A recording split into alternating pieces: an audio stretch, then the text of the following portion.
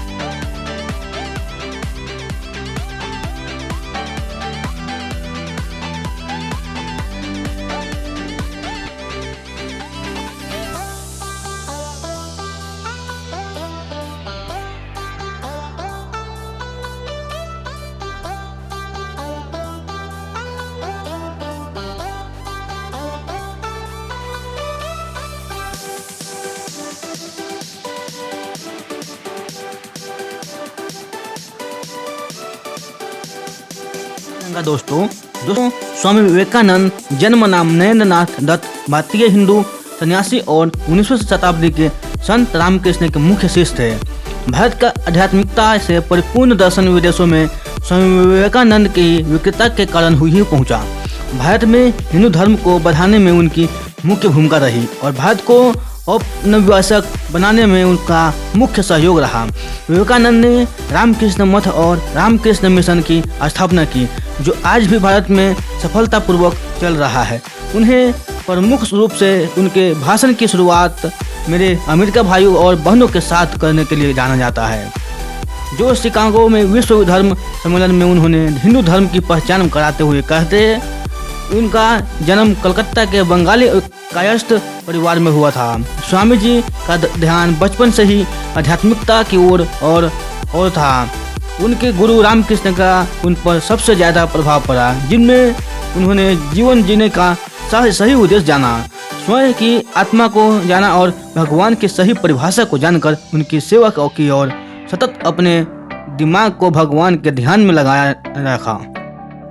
रामकृष्ण की मृत्यु के पश्चात विवेकानंद ने विस्तृत रूप से भारतीय उपमहाद्वीप की यात्रा की और ब्रिटिश कालीन भारत में लोगों की परिस्थितियों का जाना, उसे समझा। बाद में उन्होंने यूनाइटेड स्टेट की यात्रा, जहां उन्होंने 1893 में विश्व धर्म सम्मेलन में भारतीयों को हिंदू धर्म का प्रतिनिधित्व किया। विवेकानंद ने यूरोप, इंग्लैंड और यूनाइटेड स्टेट में हिंदू शास्त्र की 100 से भी अधिक सामाजिक और वैयक्तिक क्लासेस ली और भाषण भी दिए। भारत में विवेकानंद एक देशभक्त संत के नाम से जाने जाते हैं। उनका जन्म राष्ट्रीय युवा के दिन रूप में मनाया जाता है। प्रारंभिक जीवन, जन्म और बचपन। स्वामी विवेकानंद का जन्म नरेंद्र नाथ तथा नरेंद्र नरेन के नाम से 12 जनवरी 1863 में हो।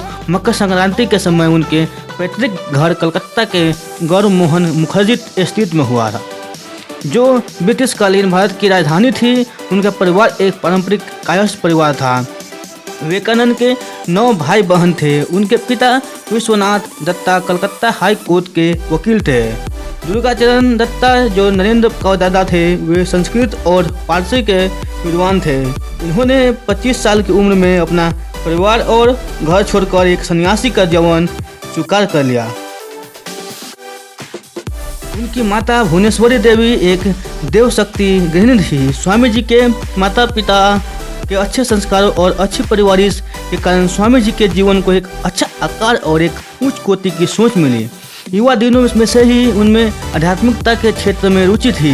वे हमेशा भगवान की तस्वीरों जैसे शिव, राम और सीता के सामने ध्यान लगाकर साधना करते थे। साधुओं और सन्यासी की बातें उन्हें हमेशा प्रेरित करती थी। नरेंद्र बचपन से ही बहुत शरारती और कुशल बालक थे। उनके माता पिता को कई बार उन्हें संभालने और समझाने में परेशानी होती थी। उनकी माता हमेशा कहती थी कि मैंने शिव जी से एक पुत्र की प्रार्थना की थी और उन्होंने तो मुझे एक शैतान ही दे दिया। स्वामी विवेकानंद शिक्षा। 1871 में 8 साल की आयु में स्वामी विवेकानंद को ईश्वर चंद्र विद्यासागर मेट्रोपोलिटन इंस्टीट्यूट में डाला गया। 1877 में जब उनका परिवार रायपुर स्थापित हुए, तब तक नरेंद्र ने उस स्कूल से शिक्षा ग्रहण की। 1879 में उनके परिवार के कलकत्ता वापस आ जाने के बाद प्रेसिडेंसी कॉलेज की एंट्रेंस परीक्षा में फर्स्ट डिवीजन लाने वाले वे पहले विद्यार्थी बने। वे विभिन्न विषयों जैसे दर्शन शास्त्र, धर्म, इतिहास, सामाजिक एवं विज्ञान, कला और साहित्य के उत्सुक पाठक थे।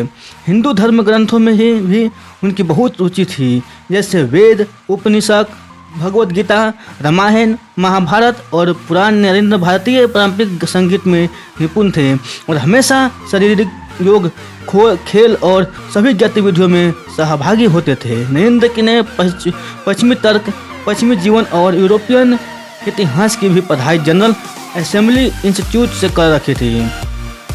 1881 में उन्होंने ललित कला की परीक्षा पास की और 1884 में कला स्नातक की डिग्री पूरी की। नरेंद्र ने David Hume, Immanuel Kant, Johann Gottlieb Fichte, Baruch Spinoza, George W Hegel, Arthur Schopenhauer, Auguste Comte, John Stuart Mill और चार्ल्स डार्विन के कामों का भी अभ्यास कर रखा था। वे हर्बर्ट स्पेंसर के विकास के सिद्धांत से मंत्रमुग्ध हो गए थे और उन्हीं के सामान वे बनना चाहते थे। उन्होंने स्पेंसर की शिक्षा किताब 1881 को बंगाली में भी परिभाषित किया। जब वे पश्चिमी दर्शन शास्त्रियों का अभ्यास कर रहे थे तब उन्होंने संस्कृत ग्रंथों और बंगाली साहित्यों को भी पढ़ा। विलियम हस्टी, जनरल असेंबली संस्था के अध्यक्ष, ने यह लिखा कि नरेंद्र सच में बहुत होशियार है। मैंने कई यात्राएं की, बहुत दूर दूर तक गया, लेकिन मैं और जर्मन विश्वविद्यालय के दर्शन शास्त्र के विद्यार्थी भी कभी नरेंद्र के दिमाग और कुशलता के आगे नहीं जा सके। कुछ लोग नरेंद्र को अष्टधारा भयंकर स्मरण शक्ति वाला व्यक्ति कहकर बुलाते थे। रामकृष्ण के साथ 1881 में नरेंद्र पहली बार रामकृष्ण से मिले, जिन्होंने नरेंद्र के पिता की मृत्यु पश्चात मुख्य रूप से नरेंद्र पर आध्यात्मिक प्रकाश डाला। जब विलियम हस्टी जनरल असेंबली संस्था में विलियम वर्ड्सवर्थ की कविता पर्यटन पर भाषण दे रहे थे तब नरेंद्र ने अपनी आप को रामकृष्ण से परिचित करवाया था। जब वे कविता के एक शब्द फ्रेंस का मतलब समझा रहे थे तब उन्होंने अपने विद्यार्थियों से कहा कि ये इसका मतलब जानने के लिए दक्षिणेश्वर में स्थित रामकृष्ण से मिले।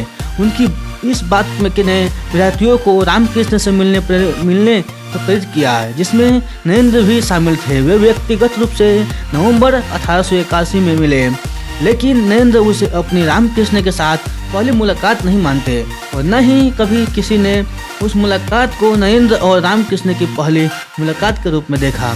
उस समय नरेंद्र अपनी आने वाली FA ललित कला परीक्षा की तैयारी कर रहे थे।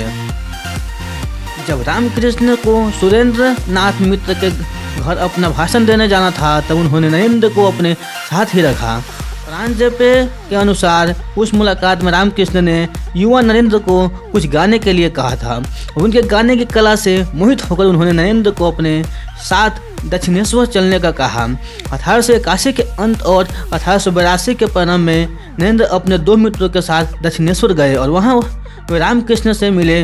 उनकी यह मुलाकात उनके जीवन का सबसे बड़ा टर्निंग पॉइंट बना। उन्होंने जल्द ही रामकृष्ण को अपने गुरु के रूप में स्वीकार नहीं किया और न ही उनके विचारों के विरुद्ध कभी गए।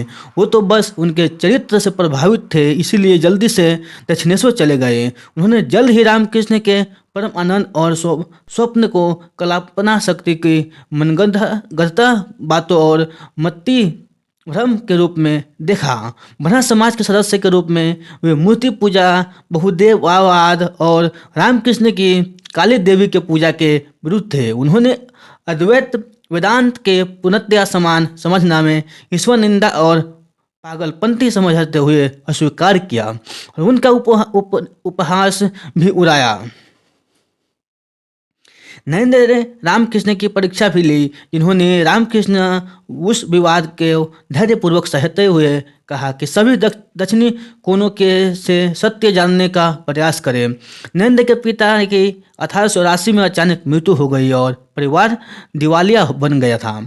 साहूकार दिए हुए कर्जे को वापस करने की मांग कर रहे थे और उनके रिश्तेदारों ने भी उनके पूर्वजों के घर से उनके अधिकारों को हटा दिया था। नरेंद्र अपने परिवार के लिए कुछ अच्छा करना चाहते थे। वे अपने महाविद्यालय से के सबसे गरीब विद्यार्थी बन चुके थे। असफलतापूर्वक वे कोई काम ढूंढने में लग गए और भगवान के अस्तित्व का प्रश्न उनके सामने निर्मित हुआ। जहाँ पर रामकृष्ण को पास उन्हें तसल्ली मिली और उन्होंने दक्षिणेश्वर जाना बढ़ा गया। एक दिन नरेंद्र ने रामकृष्ण से उनके परिवार को आर्थिक भलाई के लिए काली माता से प्रार्थना करने को कहा और रामकृष्ण की सलाह से वे 3 बार मंदिर गए, लेकिन वे हर बार उन्हें जिसकी ज़रूरत है वो मांगने में असफल हुए और उन्होंने खुद को सच्चाई के मार्ग पर ले जाने और लोगों को भलाई करने में की प्रार्थना की। उस समय पहली बार नरेंद्र ने भगवान की अनुभूति की थी और उसी समय से नरेंद्र ने रामकृष्ण को अपना गुरु मान लिया था। 1885 में रामकृष्ण को गले को कैंसर हुआ और इस वजह से उन्हें कलकत्ता जाना पड़ा और बाद में कोसी पूरे गार्डन जाना पड़ा। नरेंद्र और उनके अन्य साथियों ने रामकृष्ण के अंतिम दिनों में उनकी सेवा की और साथ ही नरेंद्र की आध्यात्मिक शिक्षा भी शुरू की। कोसीपुर में नरेंद्र ने निर्विकल्प समाधि को अनुभव लिया। नरेंद्र और उनके अन्य शिष्यों ने रामकृष्ण से भगवा पोशाक लिया, तपस्वी के समान उनकी आज्ञा का पालन करते रहे। रामकृष्ण ने अपने अंतिम दिनों में उन्हें सिखाया कि मनुष्य की सेवा करना ही भगवान की सबसे बड़ी पूजा है। रामकृष्ण ने नरेंद्र को अपने मिठाईवासियों का ध्यान रखने के बाद कहा कि वे नरेंद्र को एक गुरु के तरह देखना चाहते हैं और रामकृष्ण 16 अगस्त 1886 को कोसीपोरे में सुबह के समय भगवान को प्राप्त हुआ।